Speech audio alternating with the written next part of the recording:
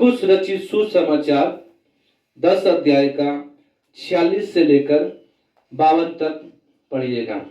इससे पहले हम लोग लगातार 2 सप्ताह से पिछले 2 सप्ताह से हम लोग पवित्र आत्मा के अभिषेक से भर कर चलना, पवित्र आत्मा आने से क्या होगा, पवित्र आत्मा को पाने से क्या होगा, पवित्र आत्मा हमें क्यों दिया गया है, पवित्र आत्मा के सामर्थ पाना क्यों जरूरी है, पवित्र आत्मा की सामर्थ आगे तो हम क्या क्या कर सकते हैं, इन सारी बातों को हम लोग पिछले 2 सप्ताहों से देख रहे हैं। हालेलुया।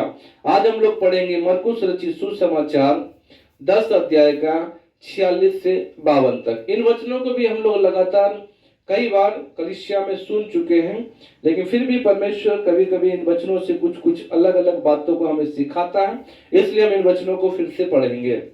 हालेलुया। मरकुस रचित सुसमाचार 10 अध्याय का 46 से 52 तक पढ़िएगा। वे एरियो में आए, और जब वे और उसके चेले और एक बड़ी भीड़ एरियो से निकलती थी, तब तिमाई का पुत्र बर्तिमाई एक अंधा भिखारी सड़क के किनारे बैठा था।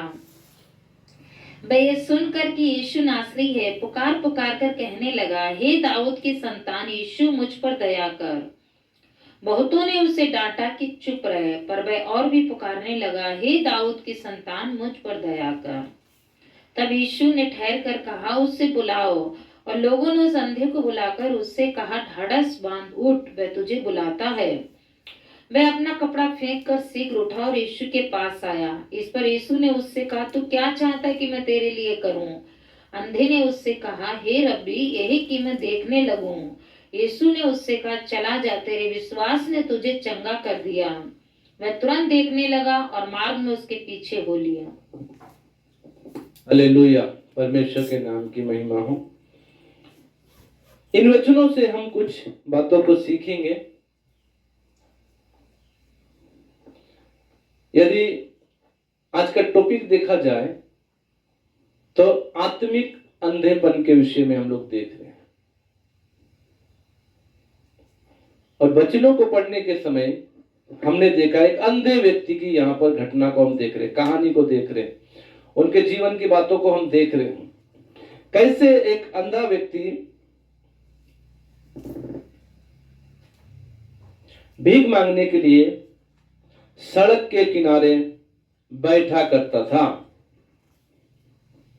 हमारे आसपास के हम लोग गांव में, बाजारों में जब हम लोग जाते हैं तो हम देखते हैं कि कुछ अंधे या कुछ लंगड़े या कई प्रकार के कैटेगरी के जो भिखारी होते हैं भीख मांगते हैं, और रास्ते के किनारे बैठकर भीख मांगते हैं।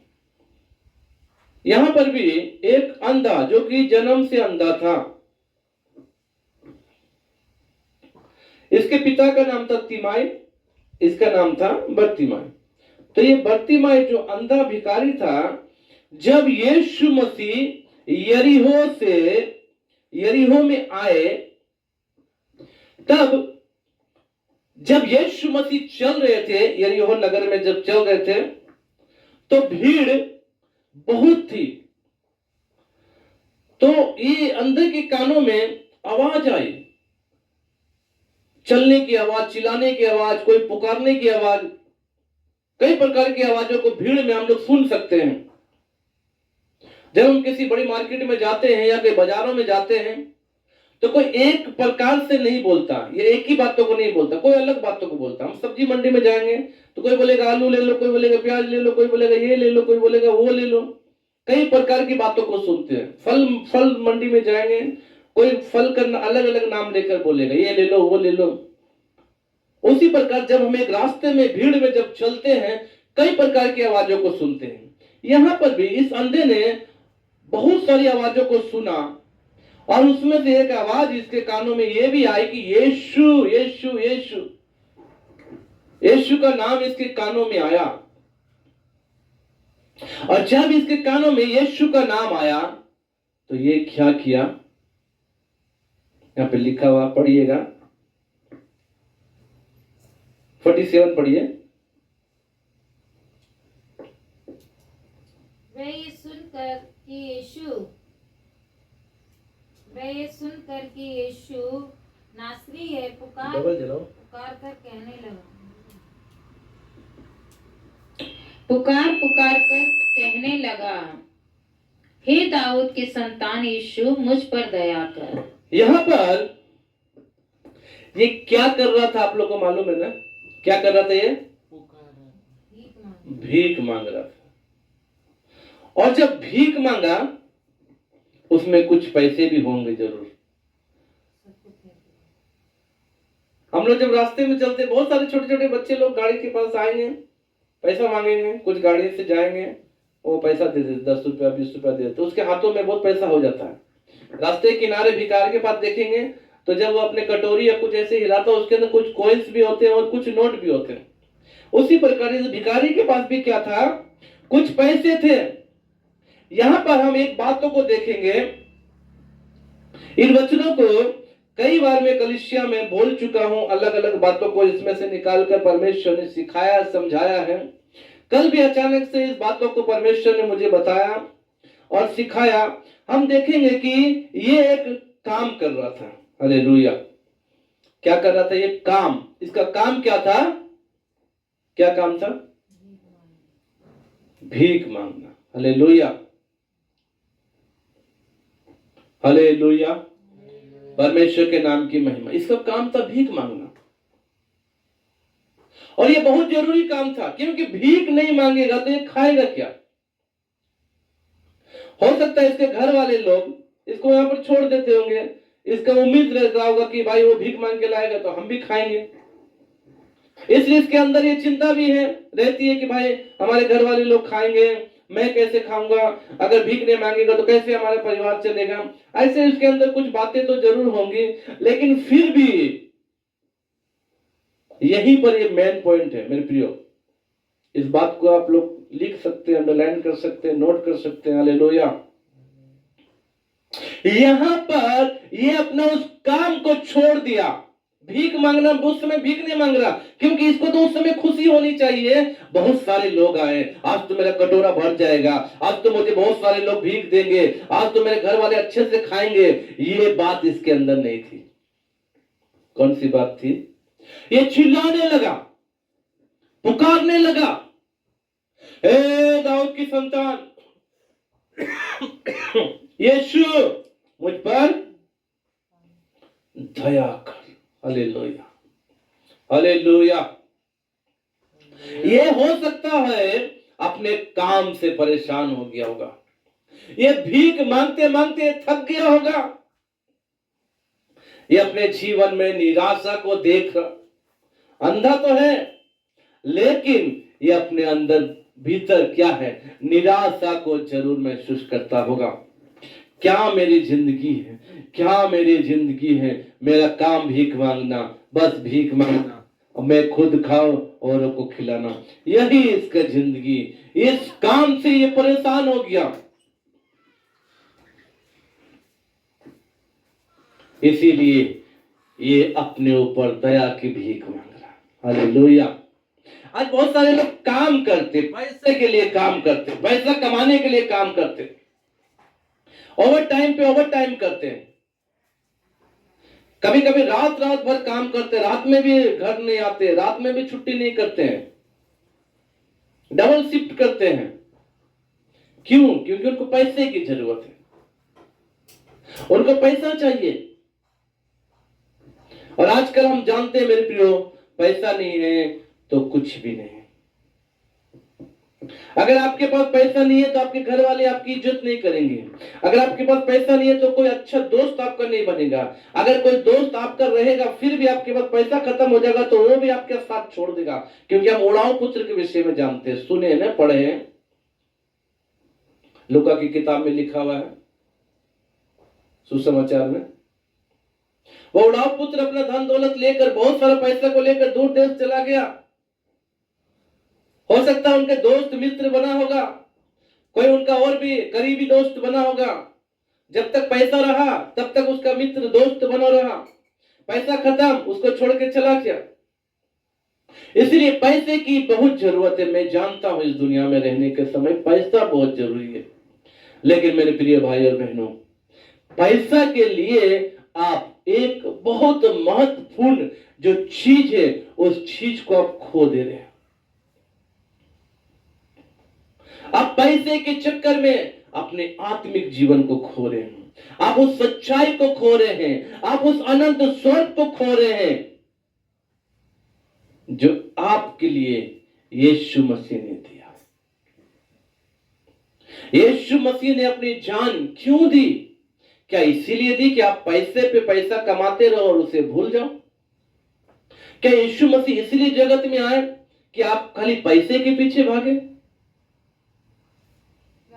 और यीशु को भूल जाए? यहां पर इस अंधे के विषय में हम देखते हैं, मैंने पहले बताया कि हमारा टॉपिक क्या है, आत्मिक अंधा। आज ऐसे बहुत सारे आत्मिक लोग जो अंधे हैं और किसको देख रहे हैं? पैसे को देख रहे हैं। इस अंधे के पास आंख नहीं है लेकिन पैसा है। पैसा कमाने के लिए इसके पास ये है, जगह, समय और सब कुछ है, लेकिन फिर भी ये पैसा के पीछे नहीं भाग रहा है। ये किसके पीछे भागा? यीशु के पीछे। हालेलुया, परमेश्वर के नाम की महिमा। ये आंख नहीं है लेकिन ये किसको देख रहा है? यीशु को देख रहा है।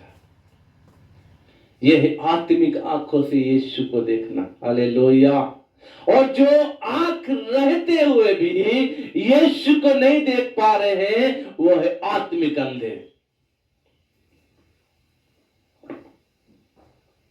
कौन है वो? अंधे। आंख है लेकिन यीशु को नहीं देख पा रहे, वो पैसे के पीछे भाग रहे, केवल पैसे को देख रहे हैं, केवल समय को देख रहे हैं, केवल संसार को देख रहे हैं, केवल परिवार को देख रहे हैं, केवल कैसे मैं खुश रहूं ये देख रहे हैं, कैसे हमारे परिवार में खुशी आएगी ये देख रहे हैं, कैसे हमारे घर में ज्यादा पैसा आएगा ये देख रहे हैं, कैसे हमारे घर में अच्छा फर्नीचर आएगा ये देख रहे हैं, कैसे हमारे घर की सुख सुविधा होगी ये देख रहे हैं। इसीलिए इसके लिए क्या करना पड़ रहा है? उनको पैसा कमाना पड़ रहा है। आपको पता बाइबल में एक ऐसी घटना है, एक व्यक्ति आया यीशु मसीह के पास और आकर बोला, हे यीशु, अनंत जीवन पाने के लिए मैं क्या करूं? यीशु मसीह ने सोचा, चलो ये तो एक अच्छा सवाल है, किसी ने शायद नहीं किया मगर इस व्यक्ति ने किया। अनंत जीवन कैसे पाया जाए? मैं कौन सा ऐसा काम करूं जो मैं अनंत जीवन को प्राप्त कर सकता हूं?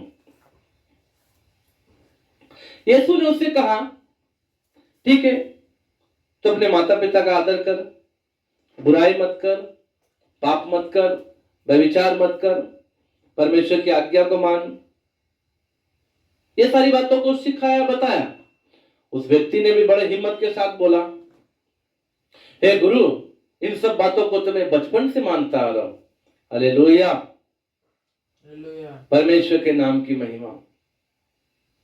कितना कितना अच्छा इनका परिवार वाला होगा जो यीशु की बातों को सिखाया, परमेश्वर की बातों को सिखाया, परमेश्वर की बातों पे चलना सिखाया। इनके माता पिता अच्छे होंगे, इनके माता पिता इनको परमेश्वर का भाई मानना सिखाया, सब कुछ सिखाया। यहां पर इनका परिवार को यदि हम देखेंगे तो इसमें लिखा हुआ, लूका 18 का 18 में लिखा हुआ है, लुक चैप्टर 18 वर्स 18। पढ़िएगा इस वचन को आगे।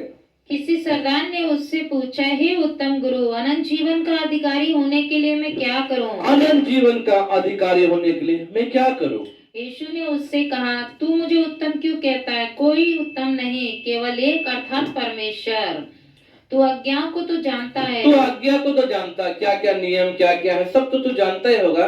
व्यभिचार न करना, व्यभिचार न करना, हत्या न करना, हत्या न करना, चोरी न करना, चोरी न करना, झूठी गवाही न देना, झूठी गवाही न देना, अपने पिता और अपनी माता का आदर करना।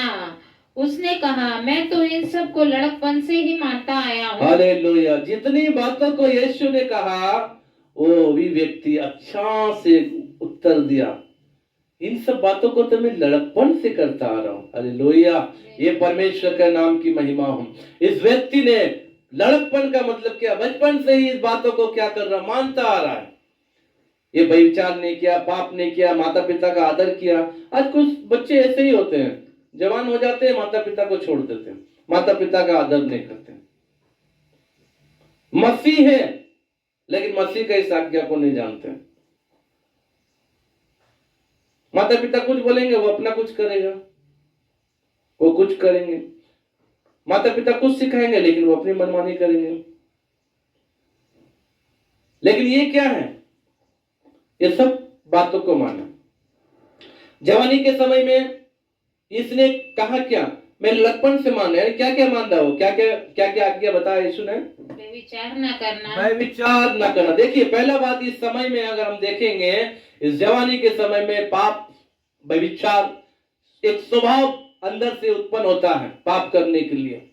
लेकिन इस व्यक्ति ने इस जवानी के समय में अपने आप को परमेश्वर के वचन में ढाला और व्यभिचार नहीं किया। ये बता रहा, मैं लड़कपन से इन आज्ञा को माने, यानी जो यीशु बोला वो सब कुछ ये किया, वो सब आज्ञा को माना, व्यभिचार नहीं किया, माता पिता का आदर किया और चोरी नहीं किया और कभी झूठी किसी के लिए गवाही नहीं दिया, हत्या नहीं किया।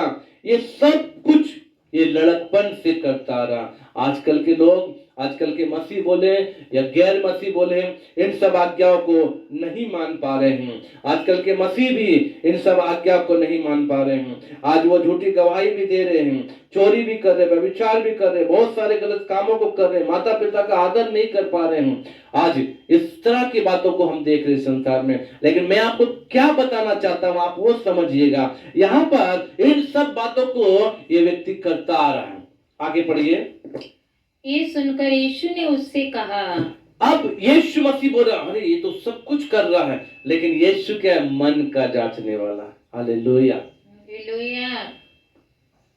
आपको मालूम है ना, दो व्यक्ति चुंगी लेने वाले फरीसी, 18 में लिखा, लूका में, दोनों लोग प्रार्थना करने के लिए आए। प्रार्थना करने के समय में एक जो पापी व्यक्ति था, वो अपने पाप को स्मरण किया और यही बोला, हे प्रभु, मैं तो चुंगी लेने वाला, मैं पापी हूं, और प्रार्थना किया। और जो फरीसी था वो क्या किया, बड़ी बड़ी बातों को बोला, मैंने ये किया, मैंने वो किया, मैंने ऐसा किया, मैंने वैसा किया। यीशु ने कहा, इस पापी की प्रार्थना सुनी गई। हालेलुया। यहां पर भी ये सरदार अपने मन की बातों को लेकर, क्योंकि ये आज्ञा को जानता है, ऐसा ऐसा नहीं करेंगे हमें आनंद स्वर्ग मिल जाएगा, ये सब बातों को लेकर यीशु के पास आया। यीशु ने बोला, हाँ ठीक है, परंतु आगे क्या लिखा हुआ है,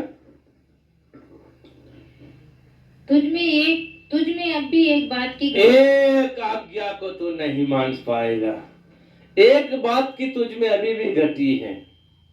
जा अपना सब कुछ बेचकर कंगालों को बांट दे और तुझे स्वर्ग में धन मिलेगा। आनंद जीवन पाने के लिए तेरे पास जो धन है, जिस धन पे तेरा मन है, क्योंकि ये धन के कारण तू स्वर्ग जाने से वंचित हो जाएगा।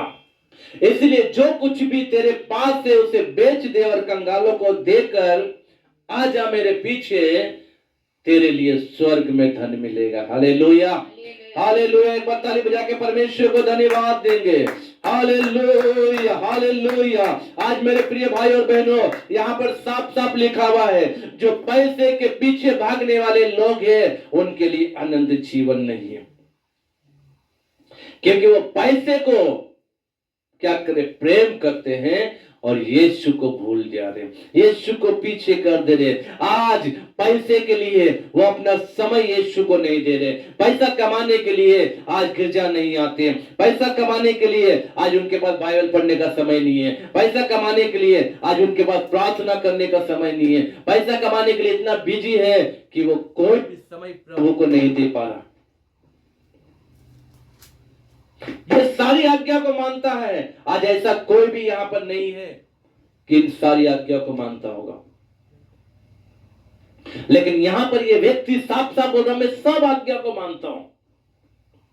यीशु ने बोला, तुझ में अभी भी एक बात की घटी है, जा तेरा जो माल है, जो धन है, उसे जो बेच कर तू कंगालों को दे और मेरे पीछे हो ले, तुम्हें स्वर्ग में धन मिलेगा। इससे साफ साफ पता चल रहा है ये यीशु के पीछे नहीं चलता होगा। आज्ञा को तो मानता है, परमेश्वर की बातों को तो मानता है, लेकिन वो अपना जीवन परमेश्वर को नहीं दिया। अपना मन कहां लगाया? धन पे लगाया। ये आंख रहते हुए भी परमेश्वर को नहीं देख पाया। उस अंधे ने आंख नहीं है, फिर भी यीशु को सुना और यीशु को देखने के लिए, ए यीशु मुझ पे दया कर, पुकारा। आज ऐसे पुकारने वाले लोग बहुत कम हैं, क्योंकि यीशु को पुकारेंगे तो ये धन पे हमारा मन छोड़ना पड़ेगा। यीशु को पुकारेंगे तो व्यभिचार हम नहीं कर पाएंगे। यीशु को पुकारेंगे तो शराब हम नहीं पी पाएंगे। यीशु को पुकारेंगे संसार के आनंद खुशी मौज मस्ती हम नहीं कर पाएंगे। यीशु को खोजेंगे तो हमारा संसार से मित्रता खत्म हो जाएगी। हमारे दोस्त बोलेंगे ये ईसाई बन गया है, हमारे परिवार वाले बोलेंगे ये तो ईसाई बन गया है। इसीलिए हमें यीशु को नहीं पुकारना है, हमें संसार को पुकारना।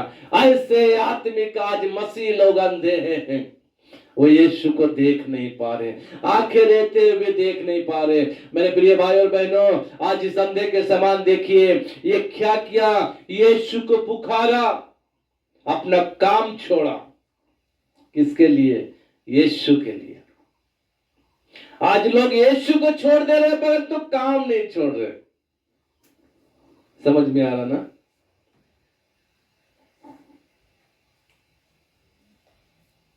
काम के लिए यीशु को छोड़ दे रहे हैं, परंतु यीशु के लिए काम नहीं छोड़ रहे।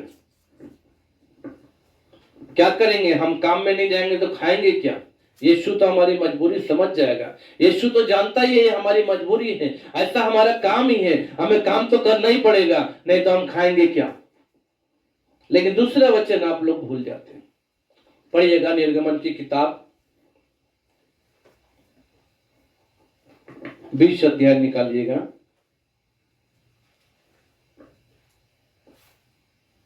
इस वचन को बहुत सारे लोग भूल जाते हैं।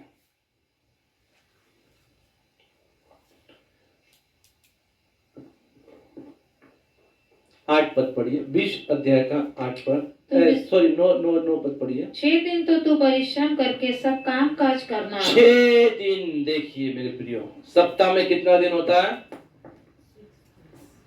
सप्ताह में कितना दिन होता है? सप्ताह में 6 दिन होता है। सप्ताह में कितना दिन होता है? जोर से बोलिए। 7 दिन होता है। परमेश्वर क्या बोला? कितना दिन काम करने बोला? 6 दिन काम करो। इसका मतलब एक दिन आपको काम नहीं करना है। समझ में आ रहा आप लोगों को क्या बता रहा है?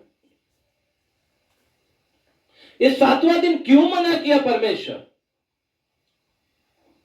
क्या परमेश्वर को मालूम नहीं कि 7वां दिन नहीं जाएगा तो उसका एक दिन का सैलरी खत्म कट जाएगा, एक दिन का हजीरा खत्म हो जाएगा? 7वां दिन अगर नहीं कमाएगा तो उसका बच्चा खाएगा क्या, उसका परिवार खाएगा क्या?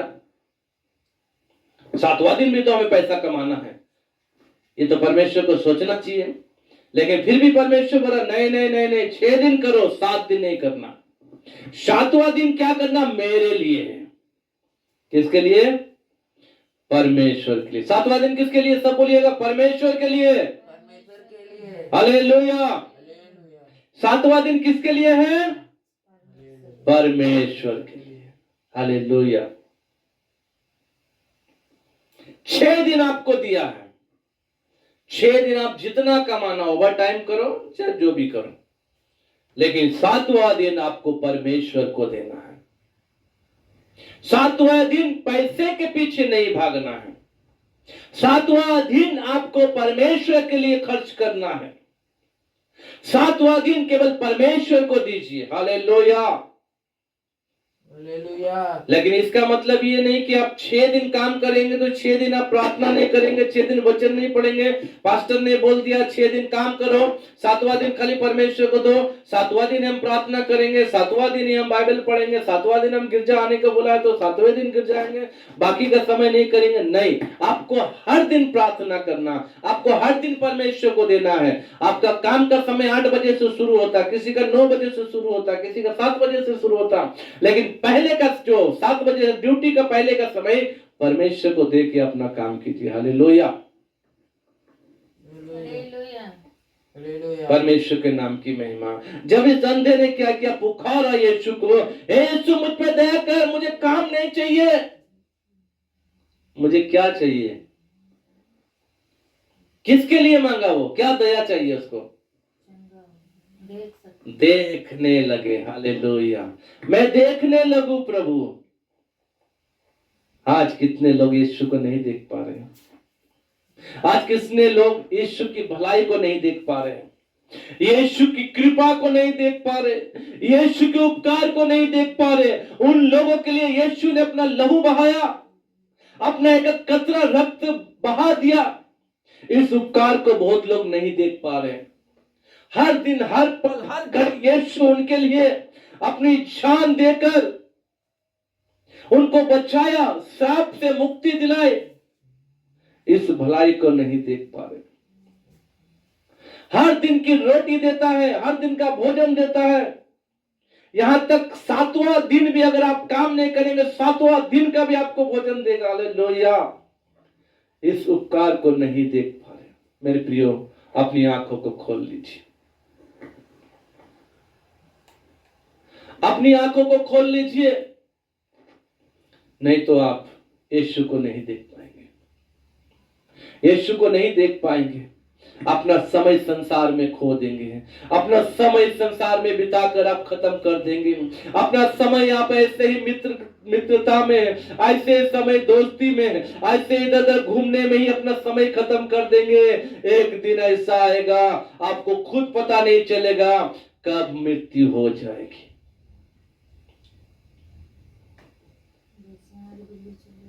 क्या करेंगे आप? क्या करेंगे उस समय? फिर कोई मौका नहीं। आज यीशु को देखने का समय है मेरे प्रियो। आज यीशु को देखिए। आपको मालूम है, इसी लूका में ही 19 अध्याय में एक जक्कई नाम का व्यक्ति, उसके अंदर बड़ी चाहत थी। क्या करने के लिए? यीशु को देखने की चाहत थी। Hallelujah, hallelujah, hallelujah. वो पापी व्यक्ति था, लेकिन फिर भी यीशु को देखना चाहता था। कैसा उसका मन में परमेश्वर के प्रति प्रेम हुआ होगा, कैसी इच्छा जागी होगी। आज लोग यीशु को देखना ही नहीं चाहते, केवल संसार चाहिए उनको, यीशु नहीं चाहिए। संसार का आनंद चाहिए, भोग विलास चाहिए। यीशु को कब देखेंगे पता है? जब जरूरत होगी तब। जब जरूरत होगी तब वो यीशु के पास आएंगे, यीशु यीशु पुकारेंगे। जब जरूरत होगी तब नहीं प्रियो, जरूरत के समय तो पुकारना तो है ही, लेकिन खाली जरूरत के समय पुकारना ये सही नहीं है। जब आपको चाहिए तब आप यीशु को पुकारेंगे, ऐसा नहीं हो। आप हर दिन यीशु को देखिए, आप हर दिन यीशु को देखिए। अपनी आंखें पर्वतों की ओर लगाइए, वचन में लिखा हुआ है। आपको सहायता कहां से मिलेगी? यहोवा की ओर से। हालेलुया, हर समय आपको यहोवा की ओर से सहायता मिलेगी। हर पल, हर घड़ी आपको परमेश्वर की तरफ से आशीष मिलेगी। संसार में आपको संसार के लोग छोड़ देंगे, परंतु परमेश्वर नहीं छोड़ेगा। इसलिए आज आपके पास समय है, अपनी आत्मिक आंखों को खोलिए, यीशु को देखिए। आत्मा में अंधा मत बनिए। आत्मिक अंधे से आप अपने जीवन को फेर लीजिए। आंख रहते हुए यीशु को नहीं देख पा रहे, ये आपकी बदनसीबी है। इसलिए आप अपनी आंखों को खोलकर यीशु को देखिए, यीशु आपके जीवन में काम करेगा। आगे हम देखेंगे उस अंधे व्यक्ति ने क्या किया, यीशु को पुकारा। पुकारने के बाद आगे की घटना को थोड़ा सा पढ़ लीजिएगा।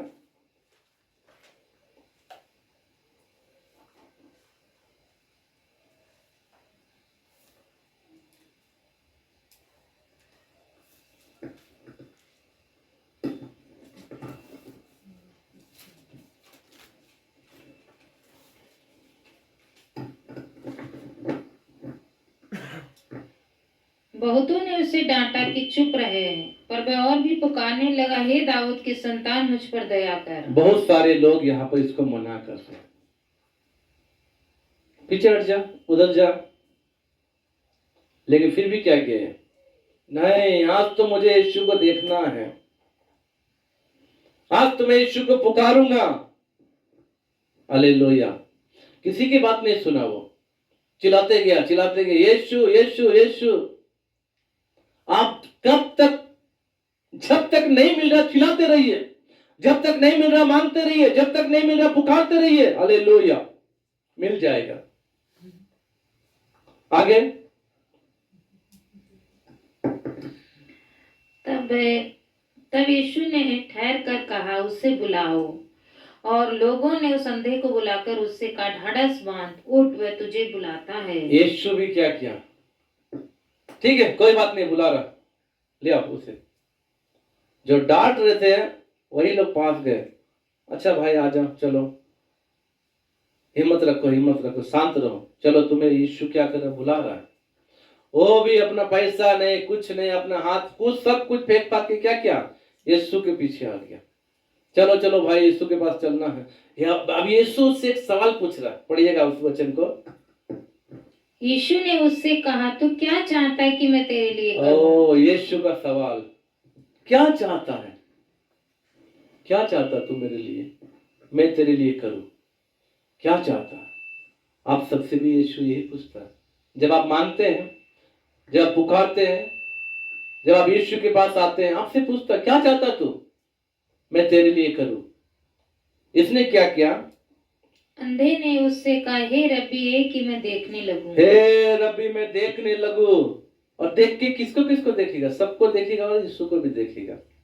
हालेलुया, मैं देखने लगूं, इसकी चाहत थी। मुझे अंधेपन से मुझे छुटकारा दीजिए, हे प्रभु मेरी आंखों को खोल दीजिए, मैं आपको देखूं। आज आप लोग भी यही प्रार्थना कीजिए, हे प्रभु मेरी आंखें खुल जाए और मैं आपको देखने लगूं, आप पर मेरा विश्वास हो जाए, मेरी आंखें आपके आंखों, मेरी आंखें आप पर विश्वास करने लगे, मेरी आंखें आपको देखने लगे, मैं अपने मन से आप पर विश्वास करने लगूं, आपके हर एक आश्चर्य कर्मों को मैं देखकर और ज्यादा उत्साहित हो जाओ। हालेलुया, मैं देखने लगूं। आप भी कह सकते हैं, यीशु मुझे दिखा। क्या देखना, जो आप भूल गए हैं, जो आप देख नहीं पा रहे हैं, जो आपके लिए यीशु ने किया वो आपको देखना है। आपको चंगाई दी वो देखना है, आपके परिवार को इतना दिन संभाला वो देखना है, उसको याद रखना है। आपके लिए यीशु ने अपनी जान दी वो देखना है, वो याद रखना है। हालेलुया, यही देखना आपको। आपकी आत्मिक आंख जब खुल जाएगी तो यीशु के उपकारों को याद रखिए, यीशु के प्रेम को याद रखिए, आपके लिए की हुई हर एक भलाई को याद रखिए। यही बातों को आप देख सकते हैं। पीछे लौटे हुए जो खुशियां जो यीशु ने आपको दी है उसको याद रखिए। हालेलुया, आज आपके पास धन आ गया है, आप यीशु को भूल गए, आप यीशु को छोड़ दिए हैं, प्रार्थना करना छोड़ दिए हैं, अपना जीवन यीशु से दूर कर लिए हैं। आप अपने कामों में इतना व्यस्त हो गए, आपके पास बिल्कुल समय नहीं है यीशु के लिए। मेरे प्रिय भाई और बहनों, आप जितने लोग इस वचन को सुन रहे हैं और हमारे YouTube के माध्यम से आप लोग इस वचन को सुन रहे हैं, आप सभी के लिए आज परमेश्वर का यही संदेश है, अपनी आत्मिक आंखों को खोल लीजिए। आज आप यीशु को पुकारे, आज आप यीशु को देखें। यीशु आपके जीवन में भलाई करेगा। यीशु जो आपके जीवन में भलाई कर चुके हैं उन सब बातों को याद रखें। आपके कुछ पोस्ट बड़ा होने से, आपके पास धन दौलत आने से, आपके पास और भी कुछ ज्यादा पैसा हो गया, या और कुछ काम हो गया, इसमें आप अगर व्यस्त हो गए हैं, इन 6 दिन में आपको ये सारे कामों को कर लीजिए। 7वां दिन यीशु को दीजिए, 7वां दिन यीशु को देखिए, 7वें दिन यीशु को पुकारे, 7वें दिन गिरजा आइए, 7वें दिन यीशु के लिए दीजिए। हालेलुया। यीशु आपके जीवन में देखिए आशीर्वाद पे आशीर्वाद देता है या नहीं देता। इसलिए अपनी आत्मिक आंखों को जो खोल लीजिए। आपके पास आंख रहते हुए यीशु को नहीं देख पा रहे। यीशु ने मत्ती में कहा है, तेरे पास हाथ रहते हुए तू अगर नरक चला गया तो क्या फायदा तेरा हाथ रहकर। तेरे पास आंख है फिर भी तू नरक चला गया, क्या फायदा आंख रहकर। इससे अच्छा तेरा एक हाथ कट जाए तू स्वर्ग जाए तो कितनी बड़ी बात है। एक आंख चली जाए तू स्वर्ग जाए तो कितनी बड़ी बात है। हालेलुया। इस समय में आप यदि यीशु को नहीं देख पाए, आंखें रहते भी अगर आप यीशु के भलाई को नहीं देख पाए, आप सबसे बड़े बदनसीब हैं। उस व्यक्ति ने, सरदार ने सब आज्ञा को माना लेकिन यीशु की एक आज्ञा को नहीं माना। जा अपने कंगाल को दे दे, सब धन दौलत बेच के मेरे पीछे आ, तेरे लिए स्वर्ग में धन मिलेगा। उसने पैसे को देखा परंतु यीशु को नहीं देखा। आज मेरे प्रिय भाई और बहनों, आप यदि पैसे को देखेंगे तो आपको यीशु को छोड़ना पड़ेगा। इसीलिए आज आप यीशु को देखिए, पैसे को नहीं। प्रभु आप सबको आशीर्वाद दें। दो स्वामी की सेवा कैसे कर पाओगे, दो स्वामी की सेवा कैसे कर पाओगे। दुनिया से कर मिले रहोगे, से कर मिले रहोगे, उसको कैसे पाओगे, मुझको कैसे पाओगे, मुझको कैसे पाओगे। दो स्वामी की सेवा कैसे कर पाओगे, दो स्वामी की सेवा कैसे कर पाओगे। चौड़ा है नरक का रास्ता, चौड़ा है नरक का रास्ता, लाखों इसमें जाते हैं, बहुत संकरा जीवन मार्ग है, बहुत संकरा जीवन मार्ग है, बस थोड़े ही पाते हैं, बस थोड़े ही पाते हैं, बस थोड़े ही पाते हैं। अब ये तुमको चुनना है, अब ये तुमको चुनना है, किस रास्ते पे जाओगे, किस रास्ते पे जाओगे। दो स्वामी की सेवा कैसे कर पाओगे। आमीन, हालेलुया। मेरे प्रिय भाई और बहनों, आप दो स्वामी की सेवा नहीं कर पाएंगे। इसलिए आज अपनी आत्मिक आंखों को खोलें और यीशु को देखें।